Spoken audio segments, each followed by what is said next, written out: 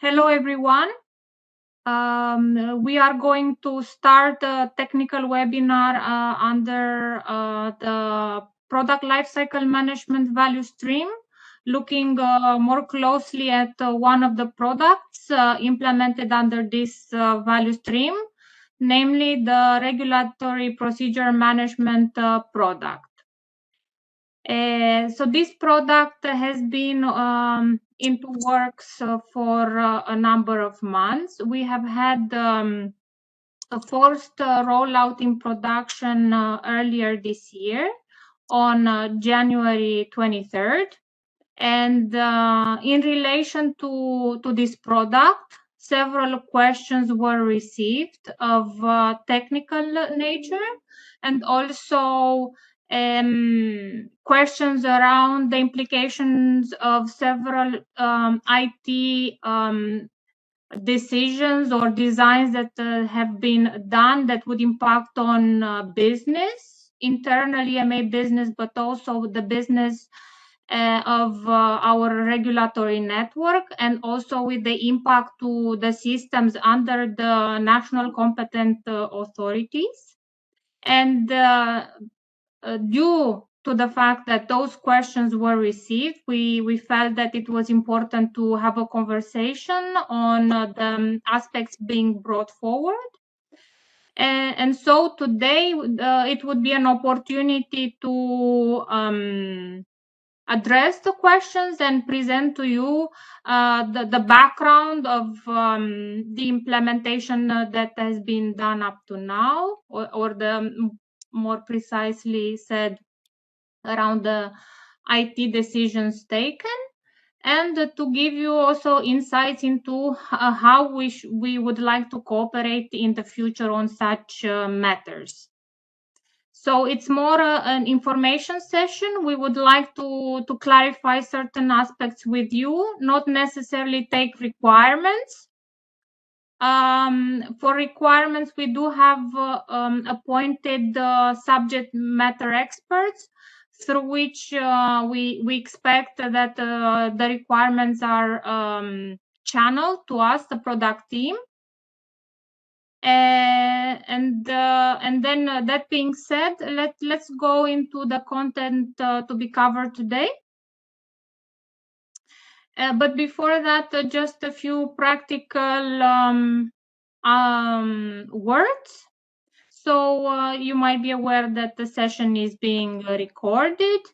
And also there will be an opportunity for you to ask questions. We will have 2 question and answer slots today, when we will try our best to verbally respond to the questions you raise. If there isn't enough time to address all of your questions within the boundaries of today's session, then we will respond to your questions in writing after the closure of the webinar. Then you should now be able to see on the screen the agenda for today. So I should have presented myself before. So my name is Ramona Zemache. I work as a customer portfolio analyst on the product I've just mentioned, the regulatory procedures management product. The idea for today is then to give the floor to Madalina. She is our product owner. She will give a bit of a background on the planning aspects, just to put into context the implementation work and what is the roadmap for the year. Then more technical colleagues will take the floor. Ashish, our product lifecycle management domain architect, will give some presentation on context diagrams and data flows. That will be followed by a Q&A session. Then our colleague Carlos, Iris platform architect, will give some high-level explanation on the IRIS platform and its capabilities, to be followed by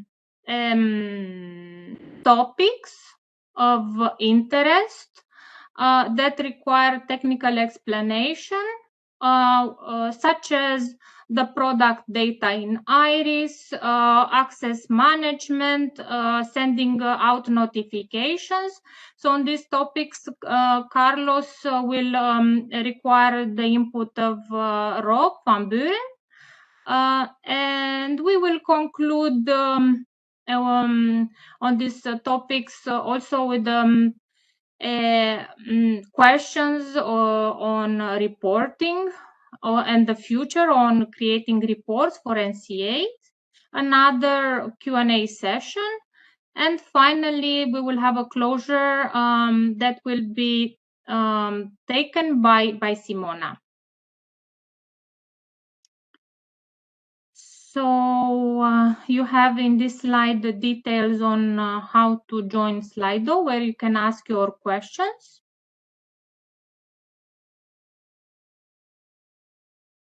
And so I leave now room for Madalina to present. Thanks, Ramona. I hope you can hear me well, colleagues. I'm Madalina Duțamare. I'm product owner for IRIS implementation of regulatory procedures management in the product lifecycle management value stream. As you are aware, we are working in an agile development manner, and the work plan for this product is grouped into epics.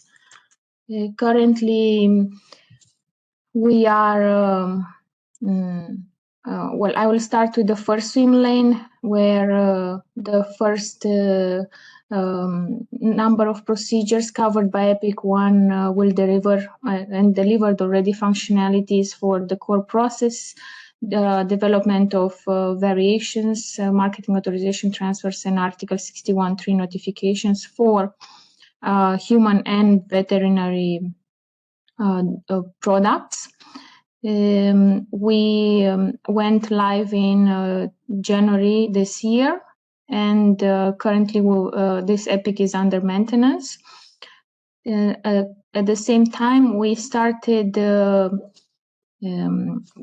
working on Epic 2, which covers basically the rest of the post-authorization procedures, which are scheduled to be developed this year, to have all the post-authorization lifecycle in IRIS for all products by the end of this year. Afterwards, in 2025, the same will happen. Maintenance and improvements will be scheduled based on business prioritization. Further, epics will enable moving into IRIS remaining procedures. These are mainly pre-authorization and application for marketing authorization, and will enable decommissioning of SIMED, which is our ultimate goal. In the meantime, we will also have some migration of historical data in a gradual manner. With this being said, so basically to set the stage for my colleagues, and in the next slide, I will just talk a little bit about this first rollout, which is the rollout for Epic 1. It covers a few processes, mainly 11. They are variations for veterinary and human domain, Article 61.3 notifications, for human domain and marketing authorization transfers for both human and veterinary domain. We have selected around 111 products, human and veterinary, which actually fall into this criteria to only include in their life cycles the procedures mentioned above, to ensure we have a gradual and very controlled go live to understand the needs of the system and of the users, if and of course the data which is required to run these procedures, because as you know, iris works a lot and uses a lot of spore data, and it's very much interconnected with the portals which you already may have accessed and worked with so far for other processes. So this is where we are.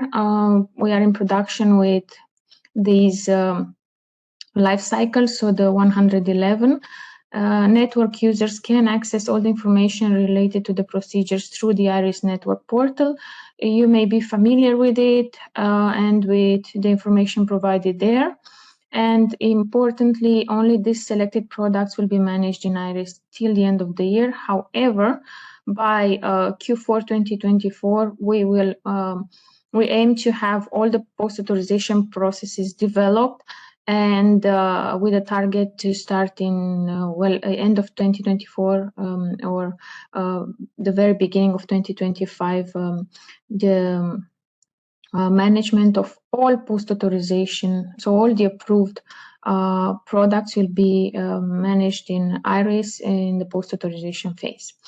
And with this, this is the overview I'm giving you on the product level. And now I will hand over to Ashish for the technical part. Thank you very much. Thank you very much, all. Thank you very much, Marlena. So hope everybody is I'm audible to everybody. Now, this is a couple of slides which we have prepared in order to give information about domain architecture and a complete context view and how SciMed and IRIS are going to fit into this architecture and the context view.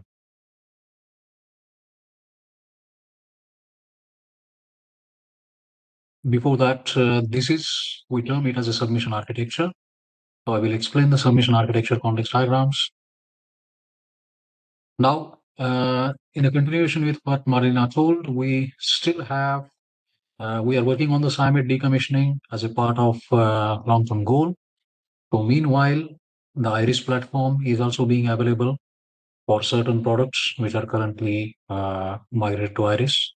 So meanwhile, we finalize this SciMed decommissioning activity. We will have both the platforms actively used by the NCAs and by the marketing authorization holders as is. So here you will see the submission architecture focusing on SciMed decommissioning. Till the time we will decommission SciMed completely, we will have variations which are currently being conducted in SciMed as is. Those will be handled in a SciMed as a part of this submission architecture. Nothing is changed as of now till SciMed decommissioning is completed. So we will keep the gateway, normal submission processes, as well as the common repository. These channels will be open and they will be maintained till the time the SciMed decommissioning activities are finished. So predominantly, there are no much changes on the submission architecture as such. Only via IRIS, we have introduced a new channel to get the submissions or to get the variations taken into the email.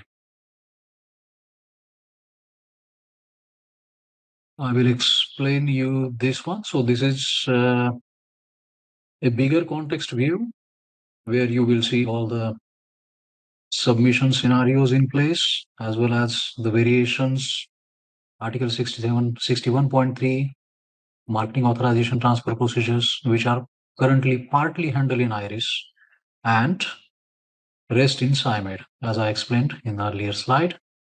Now you see, I will explain you a quick color coding here. You see what is yellow is something which is colored in yellow is a new, which is currently being transitioned. So this is, we already mentioned it as a submission architecture transition phase.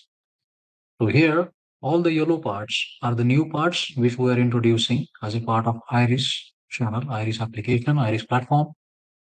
Now here, we will have this complete submission architecture. SciMed is also in a place which will run in parallel, as well as this new channel which we see as via iris, the processes will still keep on coming. So all the information, the product variations will still be accepted via iris as a new platform, as a new way to submit the information.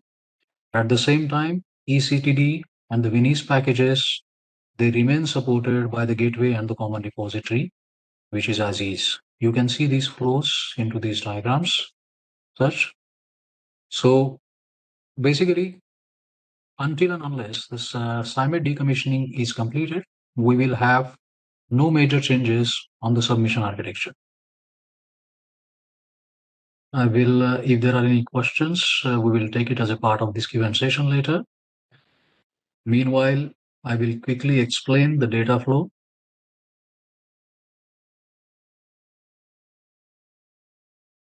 So here, this is the existing data flow currently which we have. So these are the actors, marketing authorization holders or QPPVs, which are sending the product informations via gateway. This is the existing channel as is, no change. And the information is processed into XCBMPDs for certain information, then it is going into this channel, and from XCBMPD, the information is going into PMS, and this is also the existing channel as is. So this is the existing data flow, which we can see here. The information is also flowing, the CAPS information via SIMET, that is also coming to the PMS. So there is no change as such into this particular as is architecture. Data flows are same.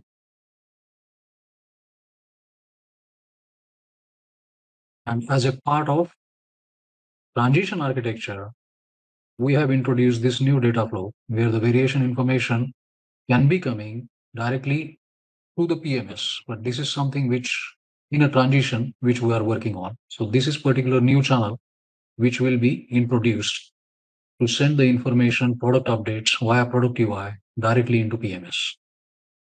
So this is something when SIMET decommissioning is considered as a priority, and that is where the things will be taken out ultimately as a target architecture. So this channel will be closed when the SIMET decommissioning activities are completed, and the new channel will be introduced in order to submit the CAPS and NAPS variations and the product information via these channels directly to the PMS by using the product updates via product queue. EV product sync, this is also a candidature for decommissioning. So this is where also we are working on decommissioning EV and SIMET. These data flows will be again managed with the new product updates via product UI. This is a new data flow which will be introduced later. As a part of transition, we are keeping this data flow as well as the existing data flow in place. So till the time SIMET decommissioning activities are complete, there are no major changes, I would say, no process change on the submission architecture. Submission architecture will be as is, same. And during transition, we will introduce the extra flow.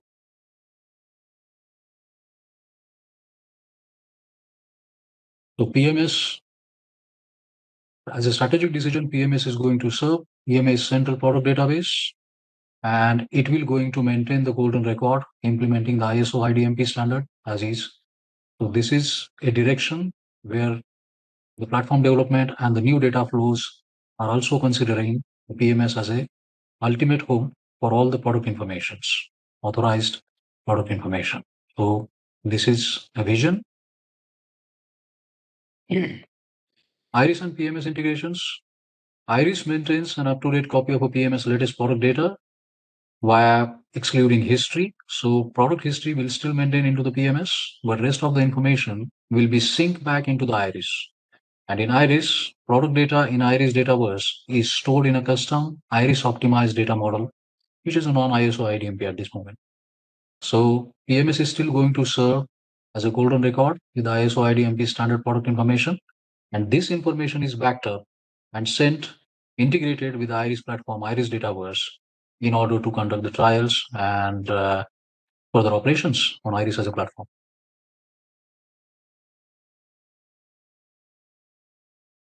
Okay, so predominantly this is in a nutshell. So any questions? I would like to answer. Would like to hear. Thank you, Ashish. So for that, we have the Slido.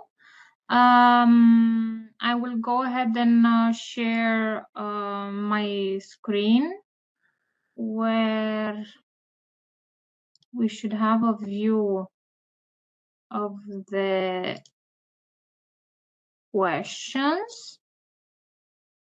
I hope you can view them. Okay.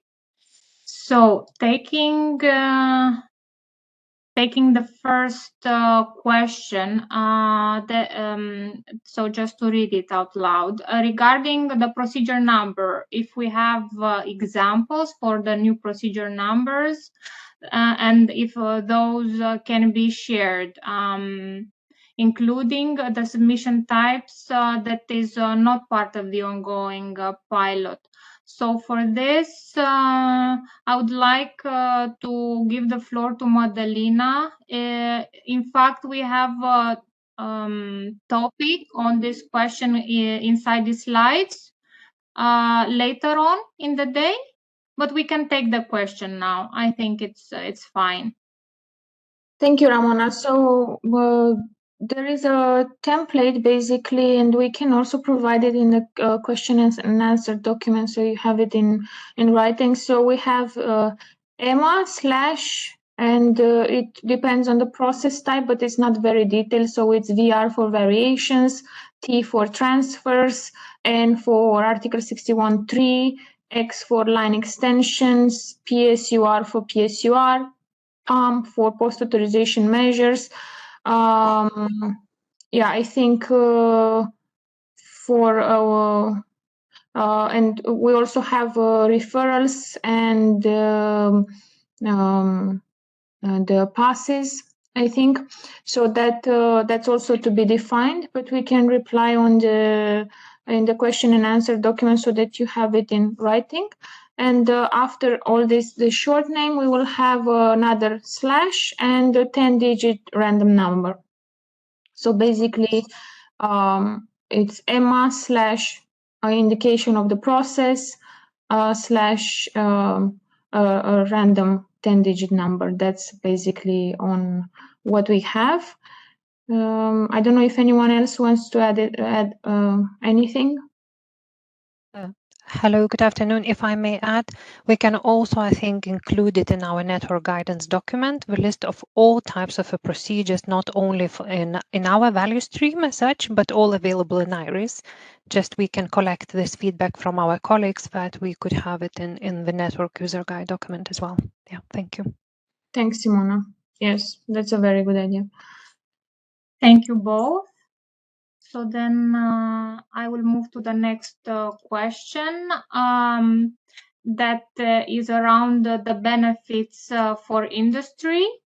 I can start to give a reply, and then the group can complement. So the added value for the industry would be on the fact that they will have in IRIS industry portal the ability to view the submissions that they have made around the caps for the processes such as variation, Article 61.3. So against these submissions, they will be able to view what is the timetable, which are the dates for procedure events, also what are the EMA and NCA resources. So in fact, there would be more availability of information about the ongoing procedures compared to the current status with SciMed, where they can simply react to UDRA link messages sent by the EMA. Colleagues, anything to add?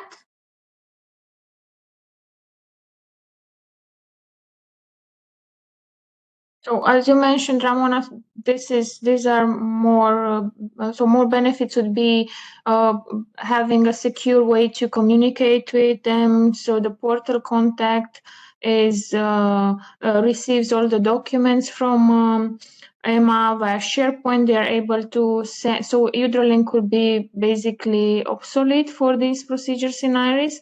The industry also can submit directly, so the working documents, for example, documents which are typically sent via Hydralink, can submit them in the IRIS portal. DCTD submission remains as is, but there is also like a more secure way of sending draft documents and documents which are exchanged during the procedure. And as you mentioned, more data on the case, basically, and on the status. And well, from our end, the DOE industry doesn't really feel the difference. We have more automated emails sent to them, so the less manual input on the EMA side. But that's also what the network will receive, more automated emails to replace the manual emails we send today. Thank you very much, Madalina. Then moving to the next question. Is there an API for IRIS for the CAPS? Ashish, perhaps I can give the floor to you to address this question. Mainly, I would say to explain around the fire and PMS. Before you take the word, I would like to explain that IRIS at this point in time doesn't have an API for the procedural data that are run in the context of the CAPS. So for the product data, then Ashish can explain, which is somehow on the PLM portal. Go ahead, Ashish. Right. So there is API for IRIS. For the CAPS, there is no direct API, but the integration of products which are present in a PMS are integrated into IRIS back in the IRIS optimized format in a Dataverse. And that particular is a nightly integration routines which run to consume the information from PMS to IRIS. So I think I will revisit this question once Carlos' presentation on IRIS is also done. I guess we can take into the another session, then I can explain you more on this. Okay, sure. Let's do that. Maybe also the question, colleagues from the Swedish agency, if you want to have it a bit more concrete what is meant, then maybe we can give also a more precise answer to this. Yeah? That's correct. Yes. Thank you very much. Then moving to the next question. Will also MRP and DCP and the purely national products be handled via IRIS?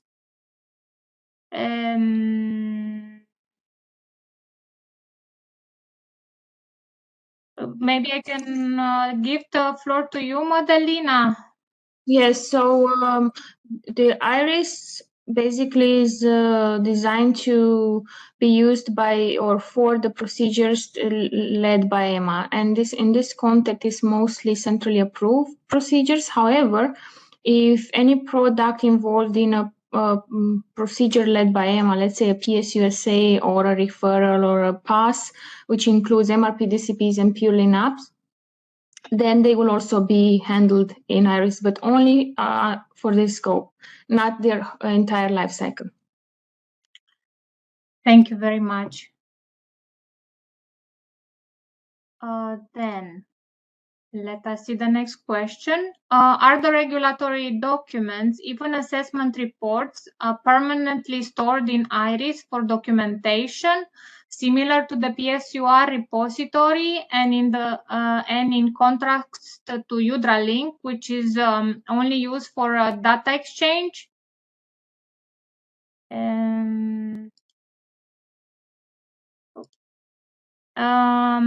So colleagues, in fact, I clicked wrongly. I can take this one. Yes. Sure, go ahead. So basically, procedure number, it's also not mandatory today for the centrally approved product. The fact that it's more predictable and the companies do fill it in, it's an optional part. However, we do not enforce this or we do not, unlike MRPDCP where they need to know the procedure number. Today, it's not mandatory. So it is basically not really a change in the process, and we will have once the procedure is validated and conveyed to the rapporteurs for assessment, we will include in the email the procedure ID, the sequence number, the product, and every data you need to be able to localize the sequences in the common repository. Thank you, Madalina. You actually gave the answer to the next question, which is good. I had read, in fact, the next question on the assessment reports. I was looking into the first one. So yes, and the documents are stored in IRIS. They are also basically set as records, so they would not be editable. A copy will be sent to the portal to industry also, output from EMA. That's the folder, and it will be also in the outcome folder and available for the rapporteurs to view, and same for the opinion. Thank you very much. Will there be a future architecture on the submission channel when projects like ECTD4 will start? Ashish, would you mind taking this question? Most likely we have insights on that. Analysis was done for sure. I don't know if, yeah, go ahead. So ECT4 and the future submission architecture submission channels, the analysis is currently being done, and we will have these particular projects will start, but currently don't have the exact timeline when we're going to start, but the analysis is already in progress. Submission architecture, revisits, and optimizations. Thank you so much. Date-wise, thank you. So for the colleagues being connected, I hope Ashish gave you the answer that the analysis is ongoing, and most likely then the architecture will follow. And that should be shared with you by the colleagues that will be working on that particular implementation. Okay, then will work sharing and supergrouping have a separate numbering system, or will they be covered by the process group type VR variations? So compared to the previous practice, when different applications within the grouping, they were having their distinct same number into IRIS, so we will have a distinct one IRIS number for a work sharing submission, even if it could be for multiple products. Madalina, would you want to add anything to that? Just to clarify that the number would be same as for any variation. So it would be EMA/VR, and there would be an attribute in the case indicating that this is a work sharing or a supergrouping. So like, well, we have a yes/no option there, and you will be able to see all the products involved in this procedure in the industry portal there, together with the presentations covered. Thank you. Thank you very much.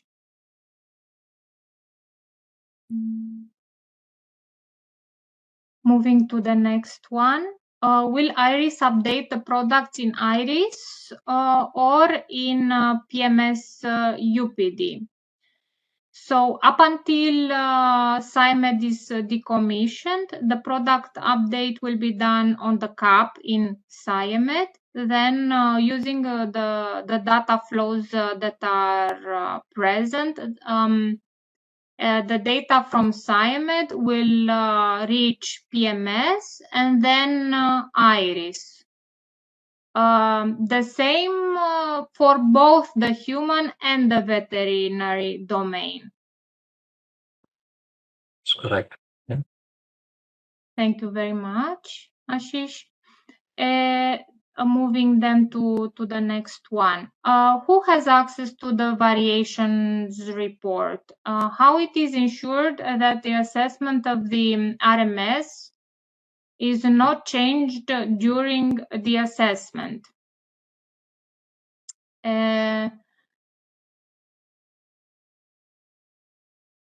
The access to the report is provided to all national competent authorities and to EMA staff into SharePoint. SharePoint has versioning and audit functionalities. So in that manner is the tracking done. At the same time, when the assessment is completed, the last version of the documentation is marked as record, and hence the document cannot be changed anymore. Well, I hope I addressed the question. I don't know if other colleagues would have anything to add on this point.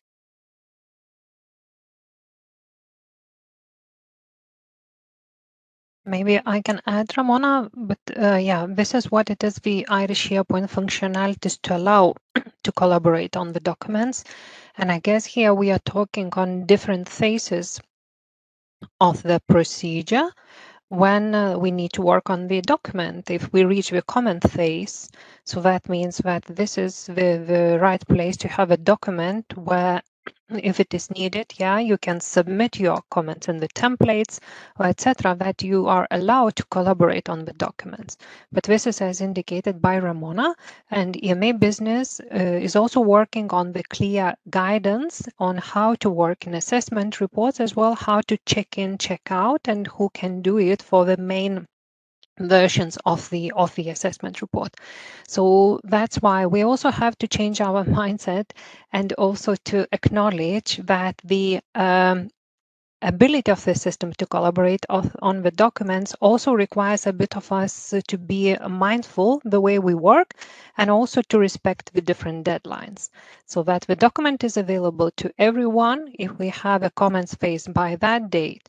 So we shouldn't provide our comments after the deadline because we assume that the rapporteur is now going to the assessment report and he is looking into the comments received and working on the updated assessment report version.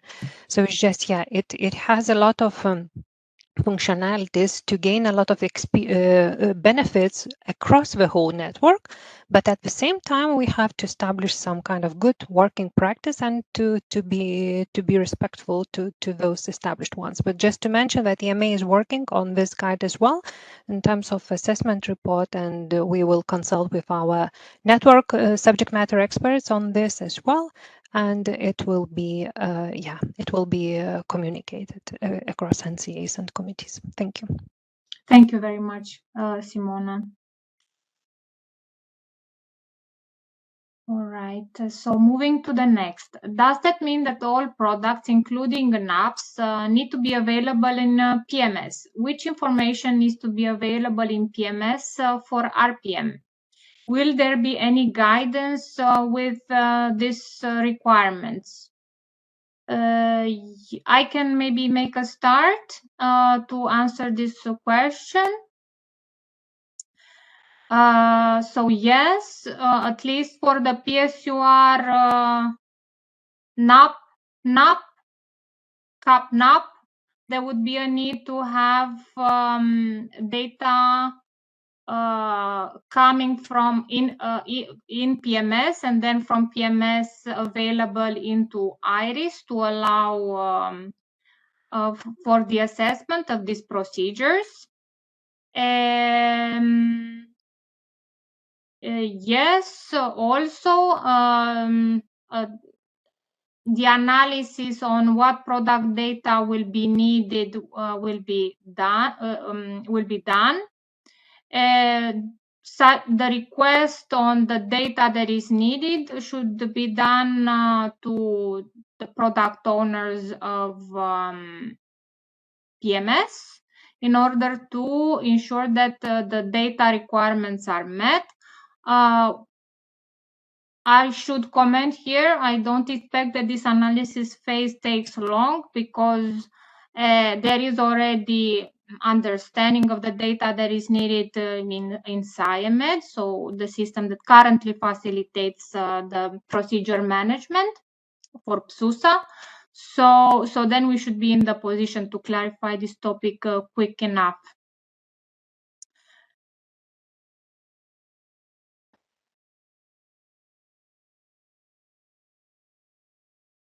I guess just to answer the first part of the question in continuation with Ramona, does that mean all product including NAP need to be available in PMS? So yes, the NAPs will also be stored in a PMS. Just to answer the first part of the question. That is how the target architecture is being built up. Indeed, thank you. And well, in fact, PMS, it's a different product than RPM. So it's unfortunate today we don't have the product owners of PMS here to confirm what I will say. Yes, Madalina? So what is here mentioned, it's maybe something which, well, it's something we will be using eventually, but it's not something blocking because today we don't have in SciMed a list of NAPs. So even if the product load is not going to be finalized, though it's quite unlikely, for NAPs in PMS, we can continue using case management for NAPs, SUSA including NAPs, and other procedures including NAPs. So for us, it's not a blocking. Of course, it's very nice to have the list of the NAPs, and it's, well, I believe according to the roadmap, it's quite likely we have it by 2025. Yes, thank you. But it's not a must. Yeah. Yes, thank you. Actually, good that you put this into Madalina, perspective. sorry, but I would like to inform that there will be an important webinar in April about PMS, and they are going to reply because they are going to announce important things, and probably this answer can be replied in that webinar. I don't remember now the date, but it's going to be in April. Thank you very much. Sorry, Yes, if I can intervene on that, because I'm also part of change management for a PMS team. So actually the PMS Info Day will be held on the 16th of April. And it will be, you will be able to join both online because it will be broadcasted. Soon we will release the event webpage. But interested stakeholders in particular, we contacted interested committees, CMDH, CHMP, and NCIT directors and architects were provided also with the possibility to join on site. So thank you, just to give a bit more detail on that. Thank you, Katarina.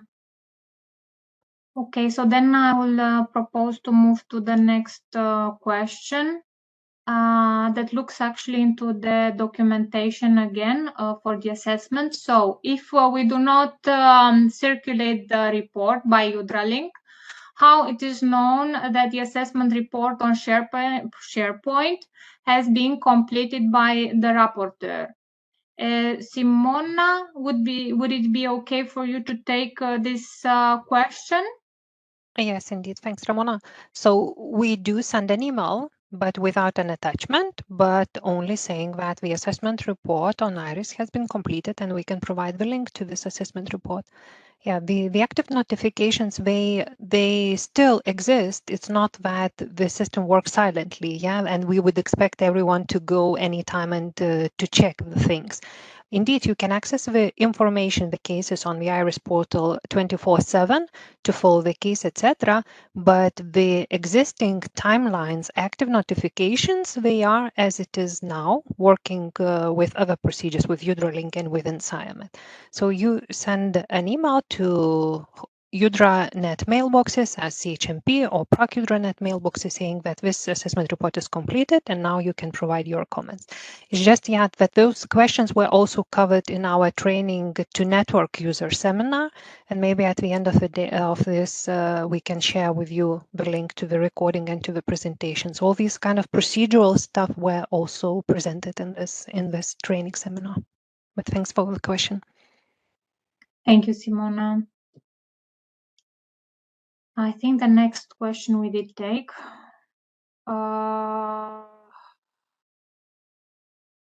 Okay, so moving to the next one. Will these new procedure numbers be provided through the API from the common repository?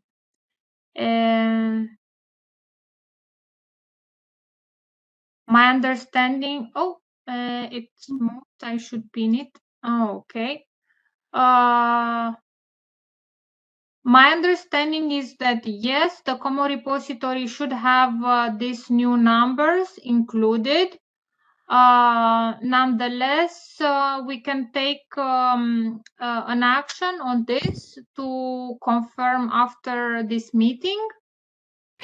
Ramona, if I may, just because yesterday we had a discussion with our registration team, and it was confirmed that the new IRIS case numbers will be in common repository. It's just also maybe to note that the initial submission, when it's created by the company, it may have the old EMA SIMET number because it's linked to the product. But once the case is created by EMA in IRIS, there is an automation which overrides this data, and then it will appear a new IRIS case number in the common repository. Thank you very much, Simona. All right, then. So looking at the next, I should pin it. Since we are working to move from dossier submission to data submission, is the system specific to dossier submission, or can it support also data submission? So at this point in time, IRIS is meant to support the record of the data typically in the EAF. The dossier part will be supported by other IT systems, such as the gateway. So this kind of setup will not change anytime soon. Right. Thank you very much, Ashish. Okay, Ramona, sorry. I think time for this first Q&A is over. So yes, I thought we go had back. 2-3 more minutes. However, indeed, let us proceed, and we can always take in the second Q&A session the rest of the questions. Indeed, thank you. Okay, let's go back there.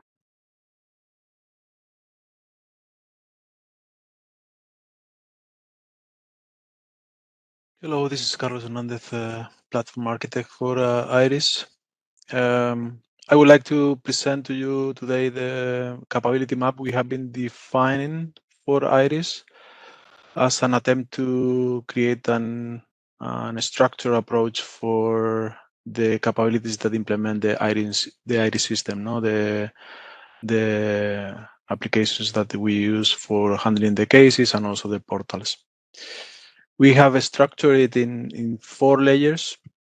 We are relying on some general foundation coming from the agency. There are efforts related to data governance, security, DevSecOps, and infrastructure.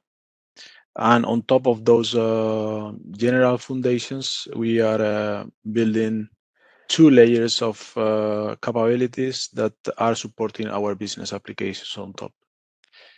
Those 2 layers have been structured in the following different principles, but basically we have a foundation layer where we have our core engines that are supporting the core capabilities of the system, like the portal system, like the case management system, the document management system, and also now the business intelligence system.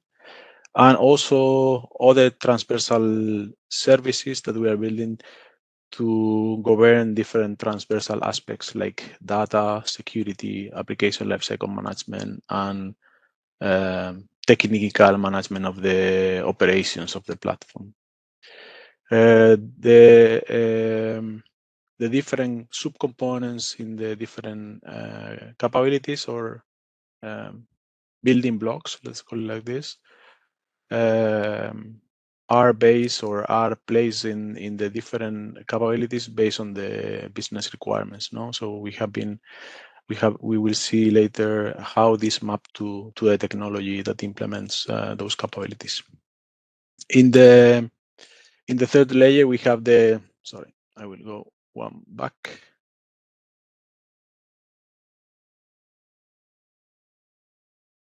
Yeah, the layer called platform core capabilities and integration services basically is there to group all the reusable components that are being implemented in order to facilitate the implementation of business processes and business solutions on top. So along all these years, we have been defining how we want to implement case management in the platform, how we handle submissions, how we handle the fees, how we handle regulatory entitlements, contacts, notifications, the synchronization with the SPOR on products, submissions, organizations, and referentials. And this is something that is available for any process that is built on top of the platform these days, and for the processes that are will come in the future. All these sub-products or technical products are simplifying the implementation of new business processes and helping us on making our process of development applications more efficiently. No? On top, we have the portals and the business processes. Most of the work we do today is related to the implementation of new business solutions on top, but this is a view that shows what are the foundation of those business solutions. No? From the technology point of view, we have been evolving along these years, but you can see a bit the details of how the different capabilities are being implemented. We rely heavily on Power Platform and Dynamics for the implementation of the multiple capabilities, and also in Azure as a mechanism to extend and to make more flexible our implementations. So if we go bottom to top, we have a strong dependency on the Dataverse. That is basically where we do data management. Is our storage for information in the platform these days. We have security management based on Azure AD. We have all our application lifecycle processes, CI/CD, DevSecOps, implemented on top of Azure DevOps. And the platform itself is mainly relying on Power Platform and Azure. For the implementation of portals, we rely on the Power Pages. That is a product that is part of the Power Platform suite. On case management, we rely heavily on Dynamics 365, but also we have extensions of the out-of-the-box functionality coming from Dynamics that is coming with Power Apps or Power Automate for automated processes. On document management, we use SharePoint to help us with the storage of the documents and the collaboration when working with them. And for the business intelligence, we work in Power BI. For the implementation of the reusable capabilities, we again are talking about data models that are reusable across business solution. We are talking about Power Automate and automations that are based on Power Automate and other services that are made using custom technologies or technologies that rely on Azure to build custom implementation of services or APIs. On the integration services, we are using Data Factory and Spring Boot as engines for the synchronization of data between Spore and Iris Dataverse. On top of that, the portals and business processes that are relying on the same technology. So also Power Automate, Power Apps, Dynamics, and the Dataverse.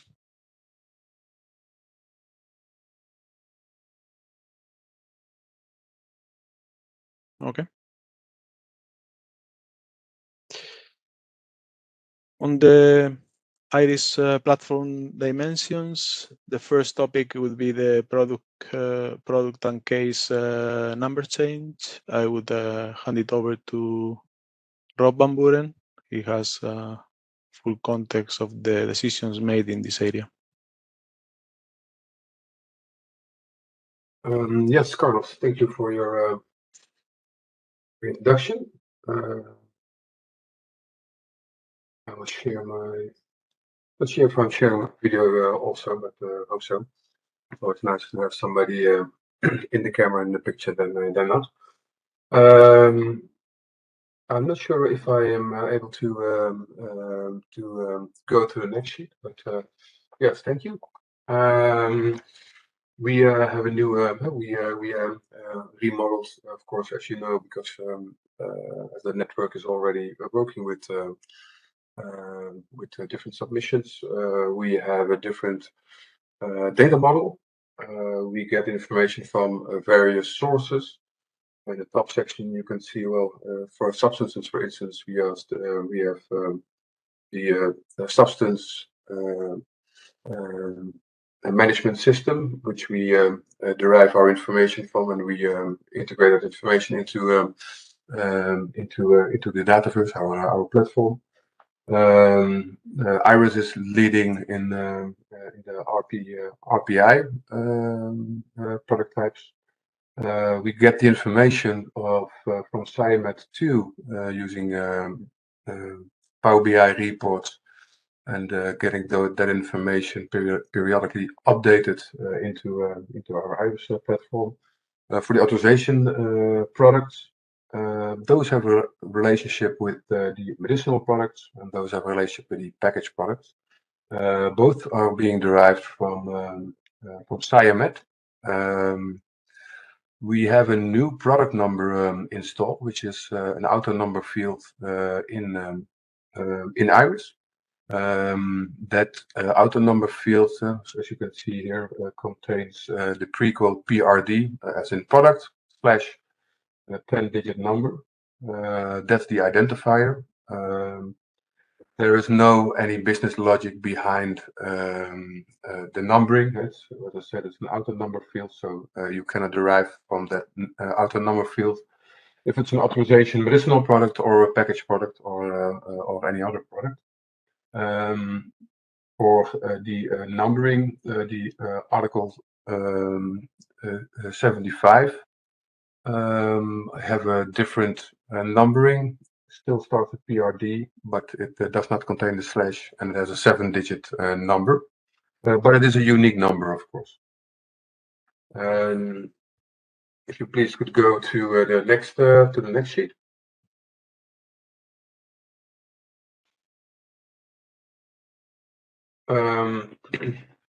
we have, as I said, we do not have any logic, business logic based on the numbering itself.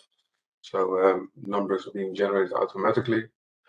Those numbers are being presented, of course, in the network portal and the other portals we are using. And of course, those numbers will be the same throughout the product lifecycle. And as a last remark on this one, you are acquainted to multiple numbers, SIMET number, EU number. There is no direct relationship, one-on-one relationship, to be clear, within the PRD number and a SIMET and/or EU number or any other number. So the PRD number is the unique numbering. We also made some modifications on the procedure numbering, the case numbers. There is some built-in logic for the case numbers. So if you look at the different procedure types, it could be a variation type 2 or a 1A or any other marketing authorization procedure. It has logic based on the procedure type itself. So in the example which is showing you at the last line, you can see that, for instance, for the variation procedure, we have a VR identifier placed in the procedure number itself. But there's no more logic related to this procedure number regarding any products or what kind of procedure it is. Of course, we do present that information to you as to the network. But the second bullet point, there is limited business logic in that case numbering, which is quite different from SIMET, which is the first bullet point. But as I said, we do present all that information in the portals we are using. So if I go to the next slide. Let me see if I can.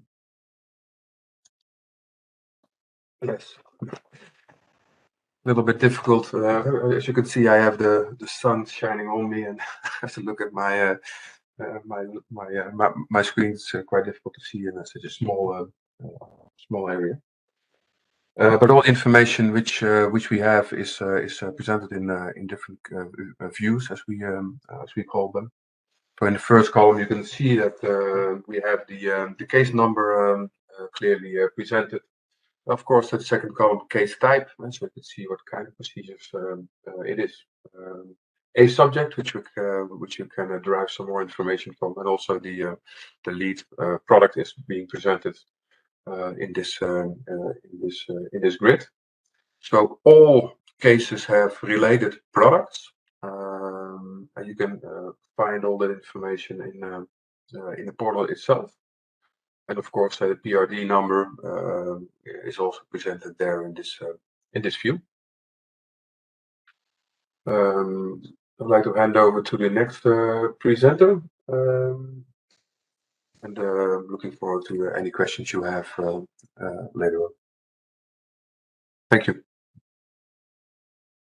Okay, I will continue. So on regards access management and security, we have prepared an overview of the high level. If you can, okay, I can take control. Okay, we have prepared an overview of the mechanisms we have in the platform to guarantee the security and data privacy of the information we host. So of course, first mechanism is the authentication. We rely on Azure ID as a technical component to handle the identity of the users of the platform. It means that we have their records for all the EMA staff that is operating over the platform, but also for the collaborators. And we are relying on standard authentication mechanisms to validate the identity of the person that is connected and trying to operate with the system.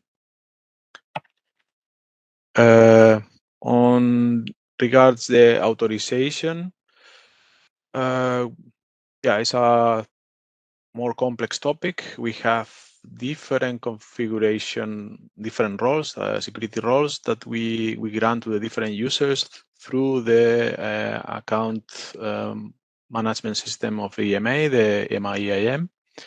And from that system, we can assign and grant access to the different users, and that is translated through a technical synchronization process to technical roles in the IRIS ecosystem. Those technical roles are the ones that we are validating technically when a user tries to access to a specific functionality or do any activity against the data.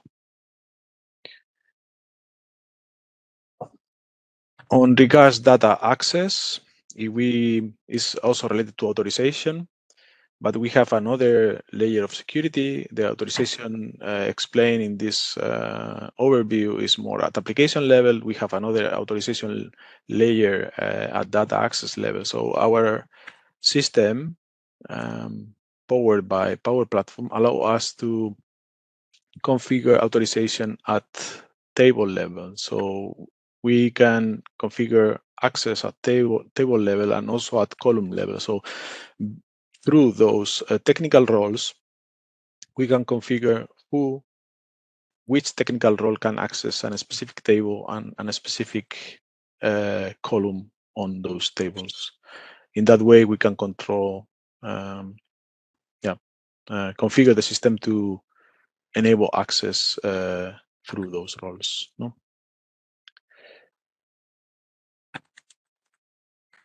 Those are active mechanisms to guarantee the right access to the information based on authentication and authorization mechanisms. But we also have like passive security mechanisms. And here is where audit and login plays a role. The technical platform allows us to configure auditory. So we have configured the system to trace all the activity happening at table and column level. So we know who is accessing the data for read, who is accessing the data to implement any change. And we are constantly monitoring that.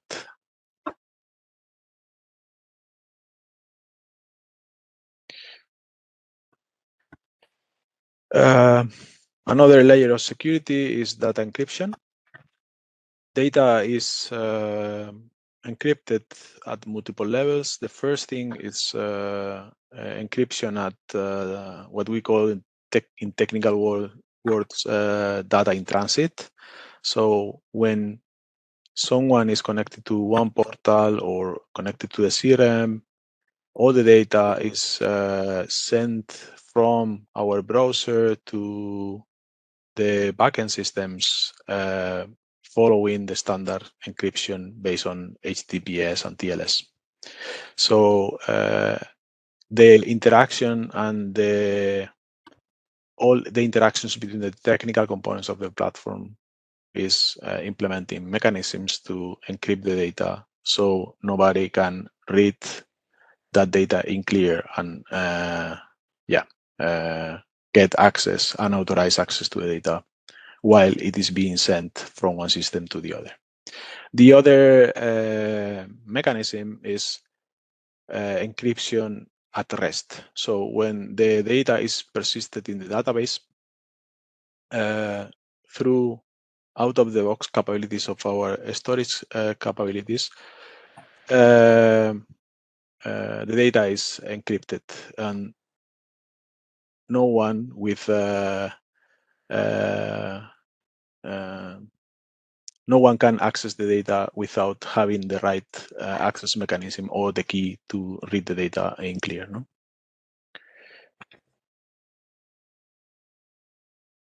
Another layer of security is related to our application lifecycle management. So while we develop our application, by mistake or with other intentions, we could introduce, our developers could introduce security vulnerabilities. That is something that is being monitored through different processes. So we have mechanisms that are more on people. So we have always 4 eyes principle and mechanisms to review the work being done by the different colleagues that are contributing to the platform, but also we have automated mechanisms to identify vulnerabilities in our code. So we don't introduce aspects that can go against the security principles or also performance or any other risk that can be introduced through the implementation phase of the platform. And to finish, we have also mechanisms to identify if our system is vulnerable somehow. So on a regular basis, as part of the testing strategy of the platform, we are doing penetration tests to guarantee that the system is not open or we don't have any vulnerability that will expose the data to people without authorization to access the data.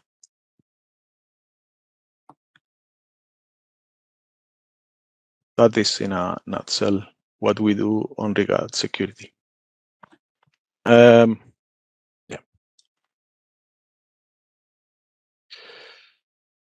As part of the questions that we receive, we have been documenting a bit what would be some highlights on regards SharePoint, so the capability that we use for document management. We have been gathering some information about the limits of the system on regards collaboration.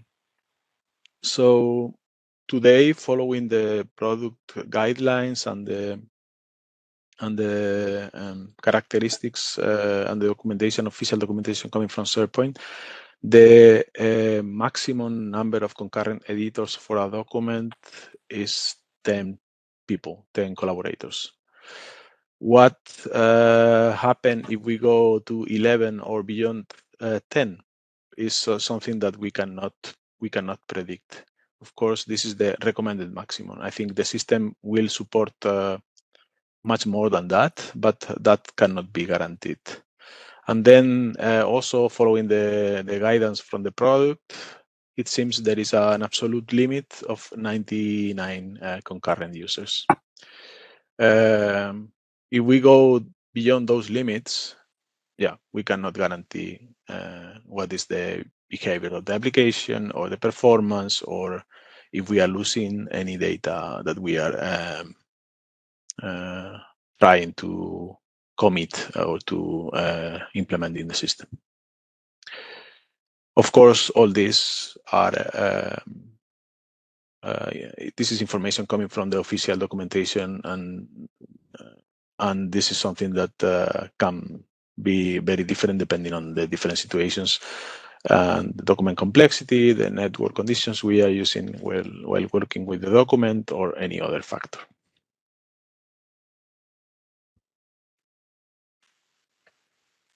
There were another set of questions related to how we can customize the experience working with SharePoint.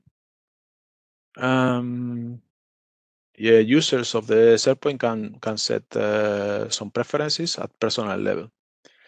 We have some general configuration at platform level, but every user with the right access to the document libraries have the opportunity to configure personal configurations, alerts, and other kind of small functionalities coming from the product in an out-of-the-box fashion. These configurations are restricted to the context of the user account, so they are not applicable for a group of users. They are restricted to your personal preferences. The the other configuration is at platform level, so it's applicable to all the users, and this is what we are taking as part of our responsibility to configure the product. On regards technical stability, yeah, we have not recorded any major incident in the last few years. Of course, could be moments that where we can perceive that the performance is not optimal. If you experience such situations, try to contact us through service desk or using the normal means, and we will investigate any issue that you may have. But in an official, following the official communications coming from the product vendor, the system is quite stable these days.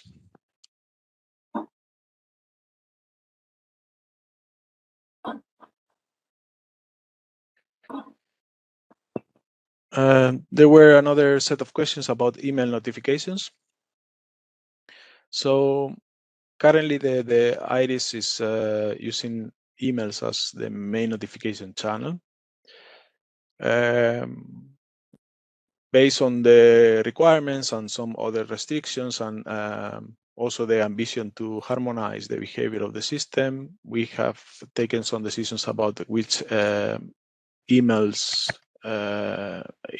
addresses we are using to deliver those notifications. So today, the notifications are being sent only to the main mailboxes of the different stakeholders at case level, and also to the Eudranet mailboxes. There is no possibility to send emails to generic NCA email addresses. That is a restriction we have added to the system.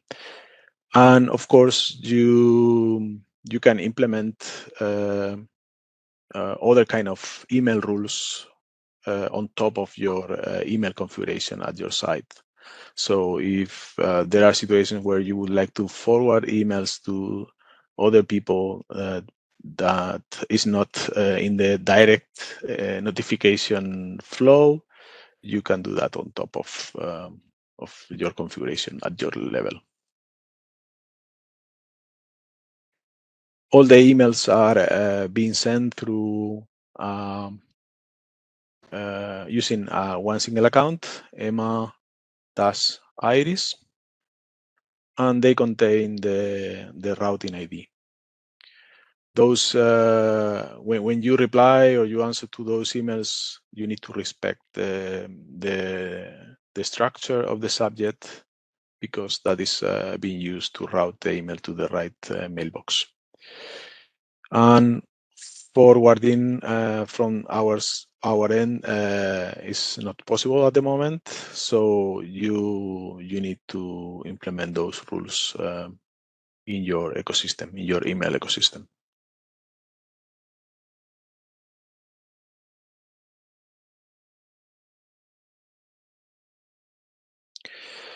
About analytics and reports, NCAs are able, when you use the user, you are able to access the information that is exposed through the portal. That is the mechanism that is available today. So in the network portal, we implement some views, different views that you can use to understand the progress of a procedure, the timelines, and other resources related to it. In the flow of evolving our capabilities, we are investigating what is the right approach for us to improve and to implement more more mature analysis capabilities. So we are evaluating a few options. That discussion is currently ongoing from the architectural point of view. If we will extend our usage of Power BI reports, or we will use an external platform for data analytics. That will depend on the different scenarios we want to tackle, the security we want to apply and other requirements. So this is something that we will maybe be sharing in future communications about how this analytics topic will evolve in the future.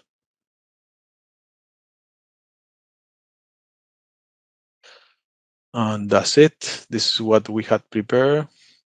Feel free to forward your questions. We will try to reply today or in the near future. Thank you, Carlos, and to you, Rob, as well. So I will then share my screen. Okay.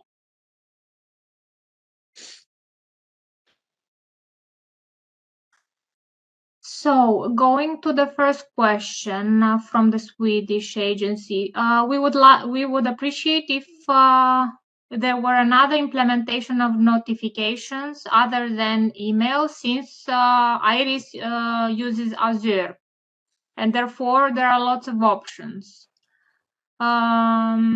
So thank you for this feedback. Indeed, we do have email notification into place. Actually, from the Swedish agency, we do have one SME. Maybe you would like to relay ideas to your colleague, and then we can add such possibilities into the backlog and explore over time how to address these notification needs.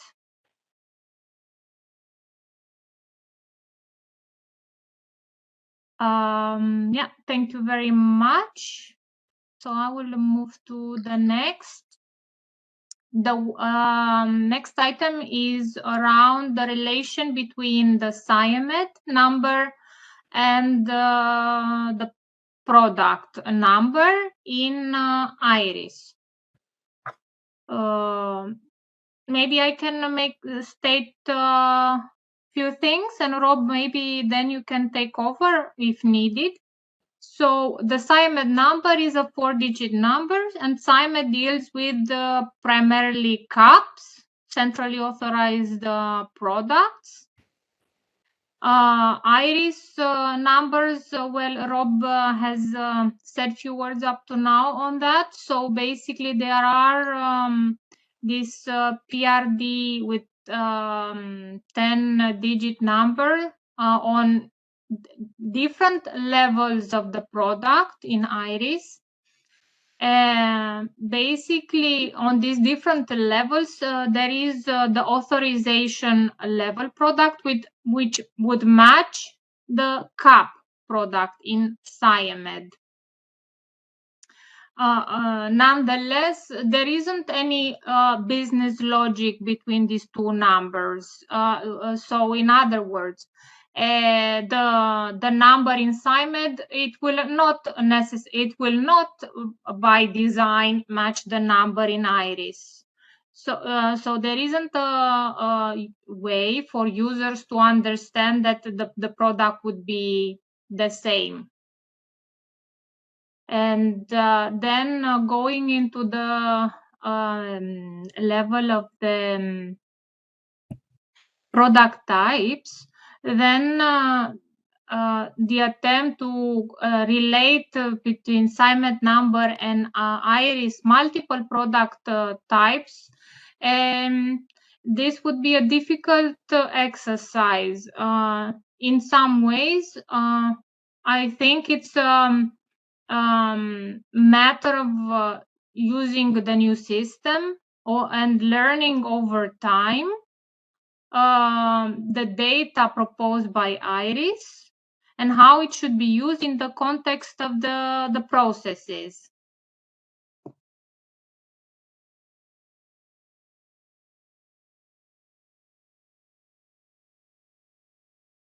Can I maybe just add, Ramona, the fact that PMS doesn't really include the authorization product, so the product which has this today, the SIMED number. So that's why we can't really use PMS numbers. So we'll have to provide you with a mapping indeed between SIMED and IRIS PRD for the authorization product. And of course, I mean, the PMS number would be available if you need it, but I guess we do need to engage in this exercise. Simona, I see you maybe wanted to add something. Yeah, just on the previous question on the mapping with SIMED number versus IRIS PRD, I think we can update the list, which is on the network portal available, of the list of the products currently moved to IRIS with the additional column to indicate what is the PRD number for each of the product. If it's helpful, yeah. Thank you.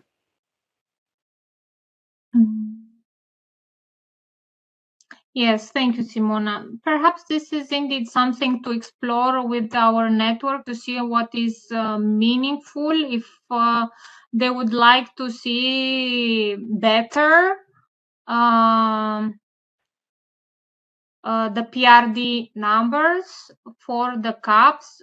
So just to give more context here, into the IRIS network portal, there should be a page where product data is listed. Up to now, this web page has been created to display data more on the RPI products, and then also data on the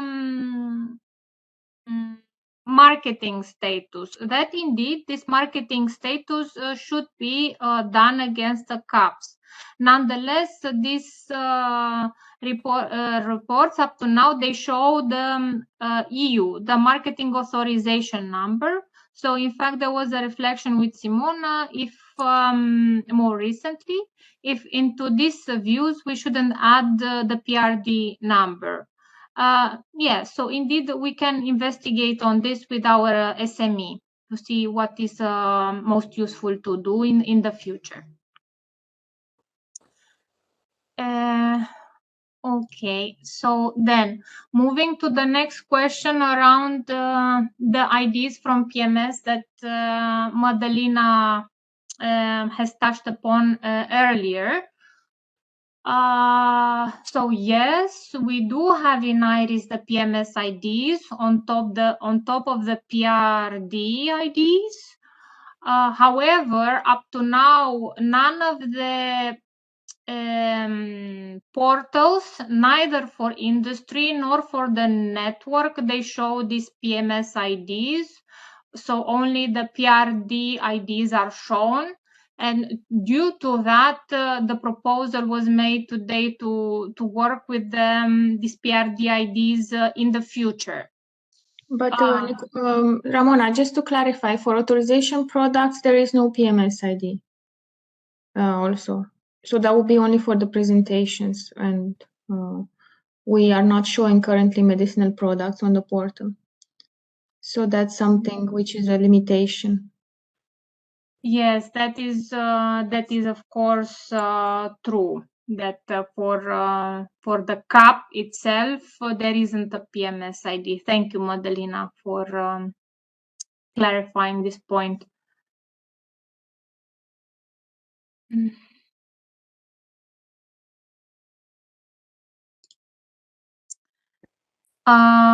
Okay, so there is a question if all PRD numbers can be downloaded and from where. So at this point in time, the PRD numbers, they cannot be downloaded by the network. They can be viewed on the network portal, for instance, such as Rob was showing against the procedures themselves.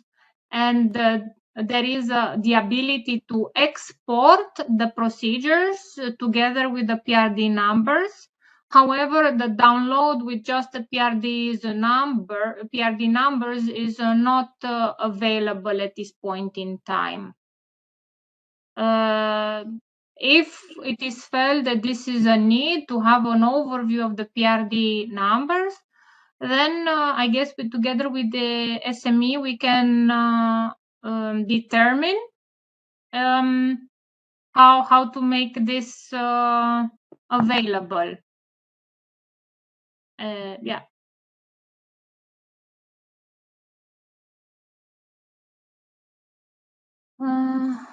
Okay, so let's see the next one. Will the new product numbers replace the EMA product numbers, or will they be in addition to the old numbering? Yes, so they are an addition to the old number up until SciMed exists, so that will be always an addition. When SciMed is no longer existing, it will be, well, IRIS to provide this PRD number instead.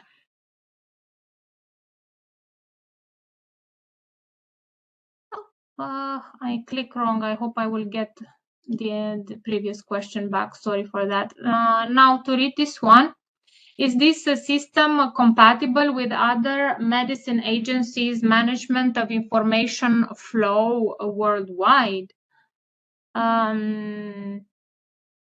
Carlos, I would like to request your support for this question. I do know, of course, EMA is involved in multiple conversations with other regulatory bodies and colleagues also from IT. Yeah, go ahead. No, there are conversations about interoperability. This is a big topic on the IT community of the Commission and also the extended network, no, for all the agencies. And we are working on identifying what are the right patterns to facilitate integration between the different IT systems. We are making efforts on implementation and guidelines internally to implement better APIs that can be consumed in a secure way. But we also need to understand what are the priorities from the business point of view and what are the needs. And based on that, we can prioritize. Thank you, Carlos. So then we'll take the next item. Can you clarify what data is required or validated from NCAs, or is it to be verified by NCAs? Who will communicate the requirement to the NCAs? So I think my interpretation is that this question is related to the one previously on the NAP data and the completion of the NAP data for PSUSA assessment. If so, my understanding is that for one bridge of communication will be between our product owner Madalina and the product owners of PMS as a start, and then further request may be cascaded with two NCA SMEs that are involved into PMS work.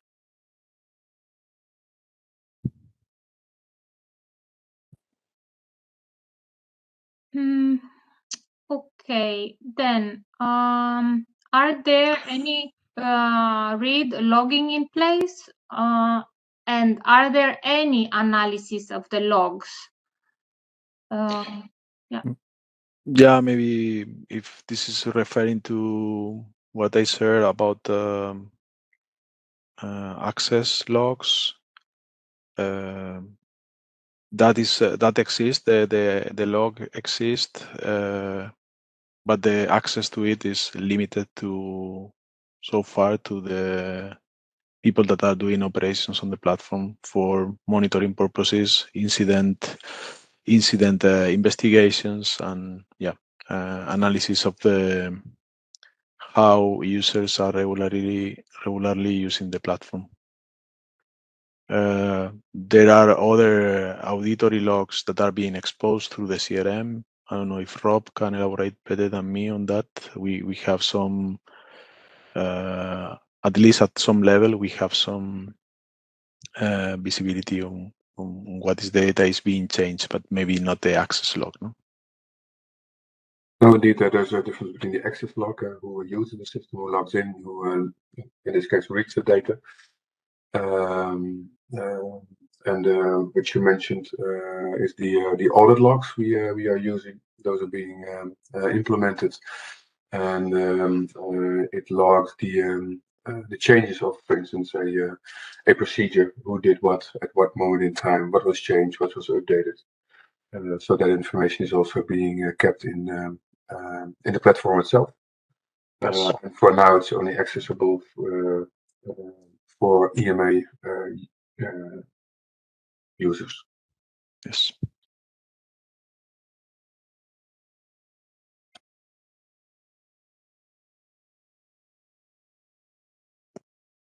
Okay, thank you. Thank you, colleagues. So looking at the next one, in Iris, the start date of the procedure is visible, but what about the end date? Will that also be available for future cases? If so, do you have a timeline for when it will be implemented? Madalina, perhaps I can pass this question to you. Thanks, Simona.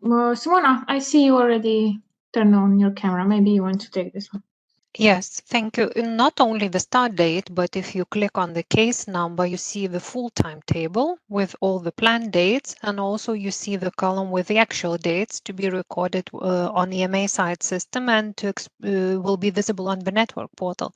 So you've got access to the full timetable. It's just that in the view, it's exposed to two types of the dates, which is the start date, submission date, and as far as I know, there is a plan to be implemented, but by our colleagues with other product on the opinion date. So in the view, but the full timetable and all timetables, if there is RSI, is available for you to access clicking on the case number, which is clickable, and it gives you more details on the procedure.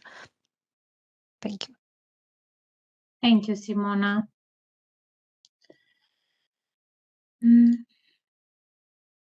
Okay, so then the next item, I would read it as a suggestion to send all IRIS notification to a unique mailbox that is created for that purpose.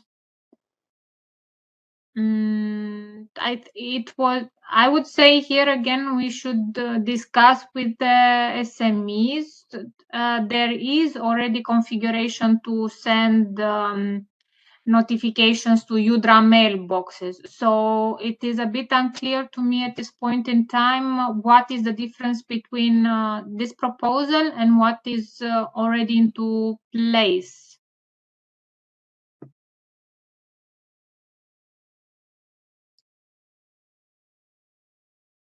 Okay, so the next question is around SIAMED terminology, really. Simona, I see you. No, not on no? Okay, then then I can actually, I was preparing to answer, but I was going to leave the floor to you. So just to give a short history, SIAMED is quite an old system at the agency. The original version was called SIAMED. Then this was replaced around 10 years ago with SIAMED 2. Somehow the number 2 has dropped in common references to this system. So the latest version, yeah, it's not called SIAMED 2 by most users. It's called SIAMED. So even in different diagrams, there are different references, but just to try to clarify, it's the same system. The reality is that it's SIAMED 2, but in common referencing, it's is named SIAMED for simplicity reasons.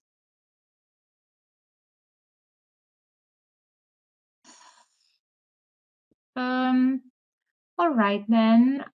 So let me see this next one. How do you suggest we work around automated emails being sent to someone on annual leave who cannot view forward on that email to someone else on the team? So here I can make some reflections. That maybe the auto forward are made before the colleague goes on absence, but indeed I would say we need to also agree on the best practices with the network XME and also beyond to see what works best in order to get the required input during the procedure from the NCAs.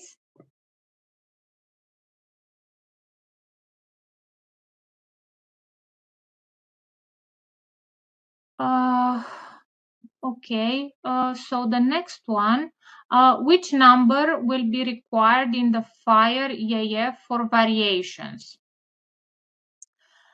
The IRIS PRD number or the old EMA number?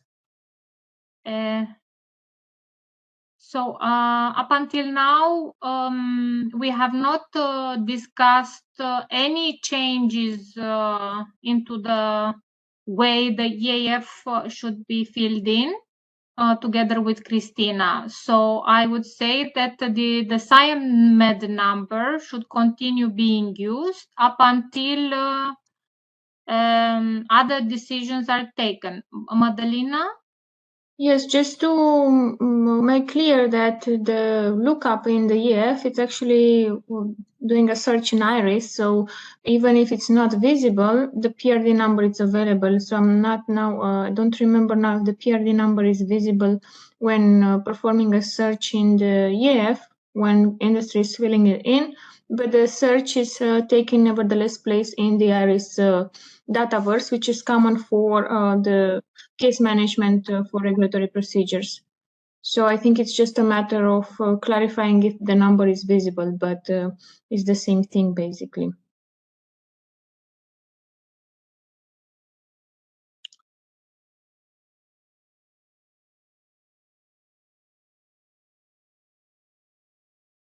Thank you, Madalina.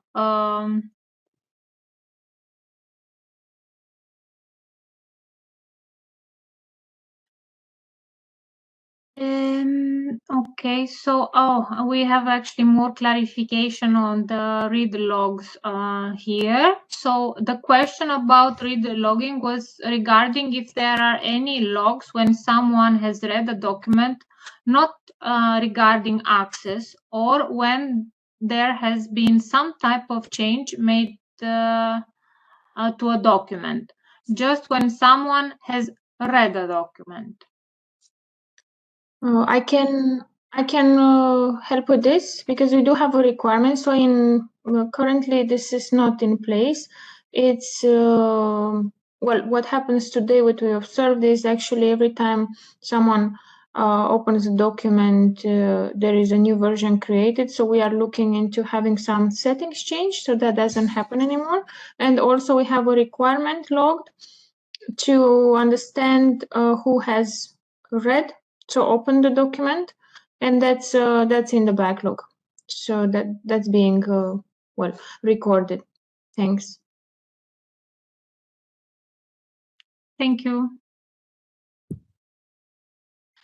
All right. So here there is a request for clarification on the editor and co-author. What is the difference?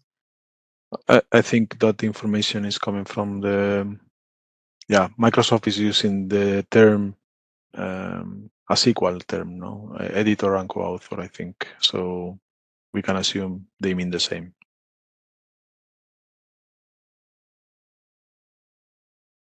Thank you.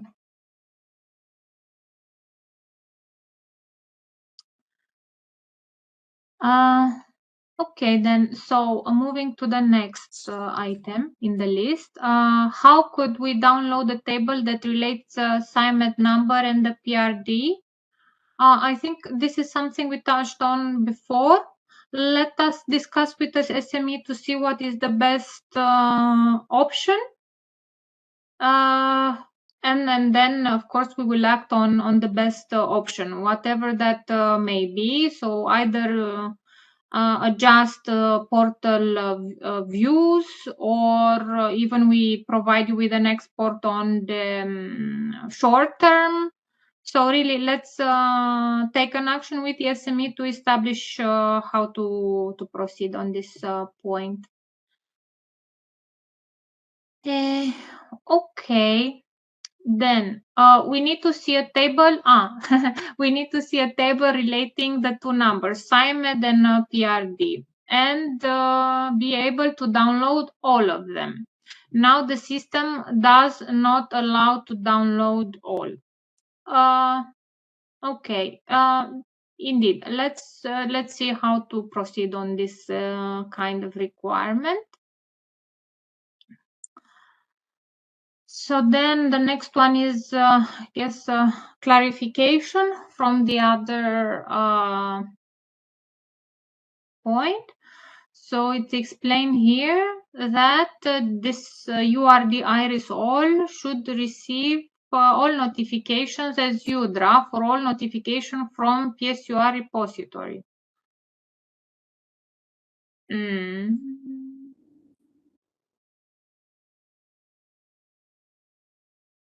Okay.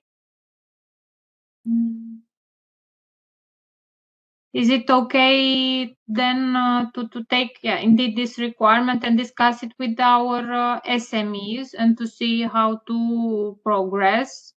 Oscar, one of our SME, he's quite knowledgeable with the PSUR handling, so I'm sure he will be able to contribute a lot on what is desired here. If yeah.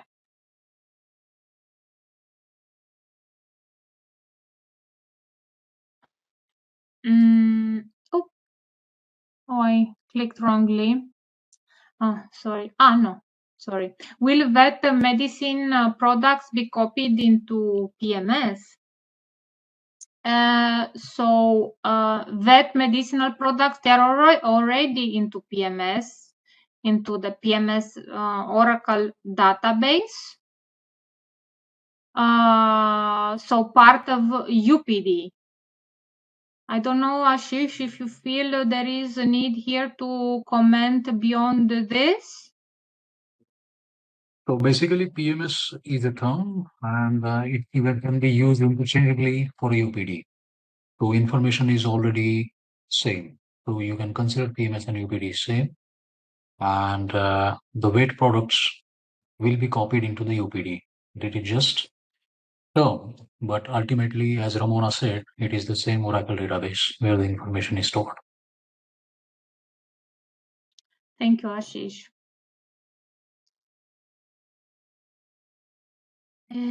Okay, then we have, in the next point, we do have a requirement expressed that email notification should contain the SciMed number and the sequence. Okay, thank you for the requirement. We will just Ramona, if I may, the sequence is already in the emails to be sent. It's like in the brackets the number of the sequences, so it's already been implemented. In terms of the assignment number, so just also to make it clear that now we are talking about post-authorization procedure. So that means that the product history has been initially created in SIMET and it has the SIMET number. Let's say, so for post-authorization procedures. But once the initials will be developed in IRIS, there will be no SIMET number. It will be only PRD number. So do we still want to work between those numbers rather than now for the products moved into IRIS to start building our history based on PRD number that then will be taken by the new products, new initial submissions also having only the PRD number. Then later on it can be also the confusion that one product has PRD number, another doesn't have. So just to keep this in mind, and I think the mapping will help you as well to build that, okay, this is my product at NCA has the previous IMED number, and this is now the PRD number. PRD number will also help you to search the related cases based on that product on the network portal, because this is the data where we are linking our case, where we are assigning the cases to different products as well. Just maybe to that, but the sequence number is already there. So all the emails have sequence number. Thank you for the question. Thank you.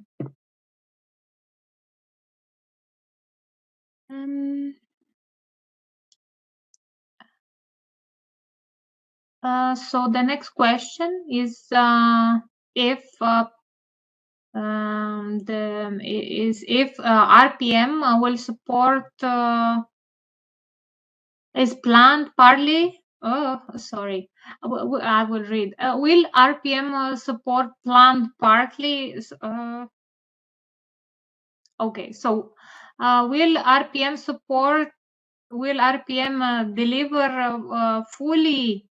I guess product lifecycle Iris over time. I would say this is how I would read it. So as Madalina was trying to explain in the beginning of this session, right now the intentions are that this year the post-authorization processes in the product lifecycle will be developed into Iris by the end of the year. So this is looking on those products that are mainly CAP or related to the activities of the agency. Then in the roadmap, we would have for next year the ambition to move out of SIAMED the rest of the processes into Iris in order to be able to decommission SIAMED.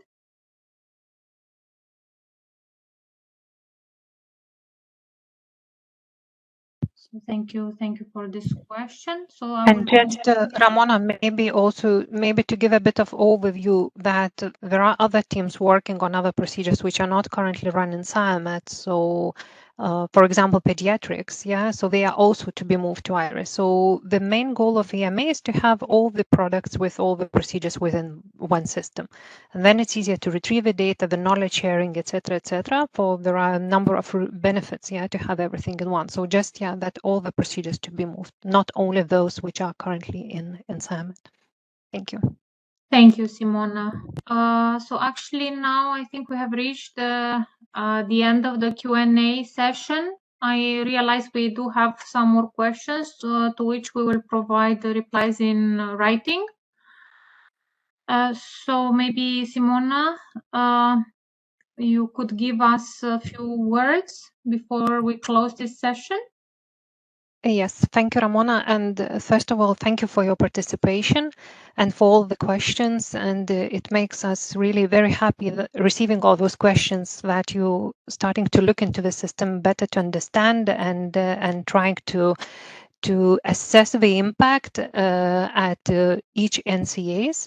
So as it was already mentioned by Ramona and Madalina, the first release of the products are focusing on the main functionalities as well. And with the future, with implementing all other procedures, and also we look into other improvements and other functionalities. And thank you for all the suggestions as well, how we could improve and better tailor the system for all across our network needs as well. And thank you for network SMEs as well for helping us and distributing our messages also across the NCAs. And I guess, there are a few slides, also backup slides we included in the presentation, which will be published for you just to facilitate our presentation in more details. And in case if you have any other questions, there is a channel on via Iris where you can always ask us. And thank you very much for your participation. Sorry, Simona, Just a final point. So I've just launched a poll. It's actually a small survey, two quick questions you can find on Slido. So if you can take these last 3 minutes to respond, it's just one ranking question and one question with open text where you will be able to provide your comments on the session and any suggestion for future ones we might organize. Thank you. So just to show you actually. Okay, so here are the questions and you can leave your comments. So we will be able to tailor next sessions according to your comments. Thank you.